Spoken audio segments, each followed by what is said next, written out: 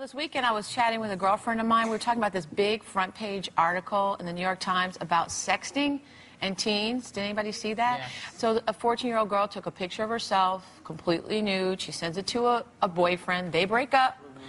Boyfriend sends a photo to an ex-friend of the girl, who's also in 8th grade, and the next thing, the girl sends it on with a text on it. Then I got to read this, unfortunately. This is painful, but wrote, "Hoe alert. If you think this girl is a whore, then text this to all your friends." Okay, right. Mean Girls times 150. So the next thing you know, the picture's all around the school, and people are being let off with handcuffs, and parents are embarrassed, and the whole community is going through some real major drama here. So I use this opportunity as a teaching moment to sit my 13-year-old twins down to say, you know, do you guys... Look, I have so much software. Sarah and I were talking about this. I have software that tracks, I mean, you've heard of Big Brother? I'm Big Mother, okay? I track them. I track their Facebook. I track their texts. I track everything. I even have some software that if you say a certain word, that it alerts my... So, I mean, I'm following them. But anyway, I just wanted to talk to them because what's happening is that this is going on so much in middle school. And a lot of people think that zero tolerance is how we should deal with this. But when you were 14 and 13, I mean, did you think about things that would ever impact the rest of your life? Right? You didn't think about that, and it scares me to think that some of these kids are, you know, going to jail and being labeled, you know, child pornographers and all that. So anyway, it just brought up this whole conversation at home about how we talk about sexting.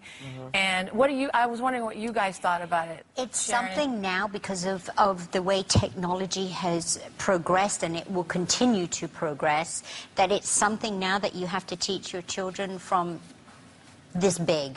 You never leave voice messages that are rude or where you're angry. You never leave them because they will come back and haunt you. You never put anything in writing that is of a personal or business nature on the phone or on your computer, and no photos ever. No, not even, and especially girl to girl.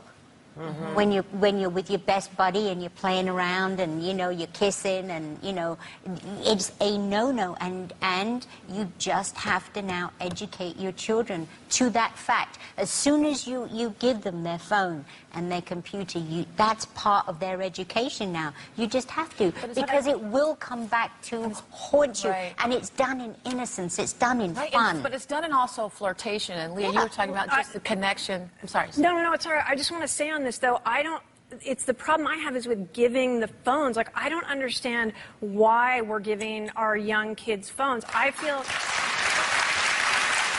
you know, when my kids get a phone, like if I need them to reach me, I want to get them one of those ones with the 4 big buttons. Your kids can't get a damn cupcake. They ain't gonna get a damn phone. Like, I feel like I want them to be able to call me or 911. Right. And like, Give them a pigeon then with a note on it. But the problem I have then is you're the black sheep. Like, it puts you in this weird position there where... There are certain times that you are going to have to give your children a cell phone. Right. For self-protection. Right, but I'm saying they can call the police, they can call me, they don't have to be on a texting plan, right? Why do they have to be texting? Let me make this point. I don't think it's about the texting. I don't think it's about the phone. I think it's about the conversations we need to have with our children about feeling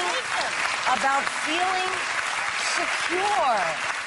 You know, I know it seems weird to have a conversation about sex and feeling secure about who you are and not having to go that far to feel secure about yourself, because I think that's what you would be shocked.